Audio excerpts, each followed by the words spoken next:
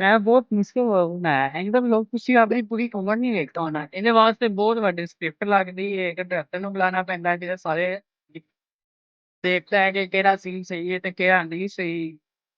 ਮੈਂ ਬਹੁਤ ਹੀ ਮੁਸ਼ਕਿਲ ਲੋਕ ਬਣਾਇਆ ਤੇ ਸਭ ਲੋਕ ਤੁਸੀਂ ਵੈਸੇ ਕਦੀ ਵੇਖਿਆ ਤਾਂ ਨਹੀਂ ਹੋਣਾ। ਚਲੋ ਕੋਈ ਨਹੀਂ ਮੈਂ ਦੀ ਹਿੰਮਤ ਭੇਜ ਕੇ ਲੋਕ ਬਣਾਇਆ ਕਿ ਅਗਰ ਕੋਈ ਵੀ ਦੁਨੀਆ ਦਾ ਮੁਸ਼ਕਿਲ ਕੰਮ ਤੁਸੀਂ ਕਰ ਸਕਦੇ ਤੁਹਾਨੂੰ ਆਪਣੇ ਲਈ ਯਕੀਨ ਹੋਣਾ ਚਾਹੀਦਾ। ਚਲੋ ਫਿਰ ਲੋਕ ਪਸੰਦ ਆਏ ਤੇ ਲਾਈਕ ਕਰਨਾ ਤੇ ਇਨਸ਼ਾਅੱਲਾ ਮਿਲਦੇ ਹਾਂ ਅਗਲੀ ਵਾਰੀ। ਅੱਲਾ ਹਾਫਿਜ਼।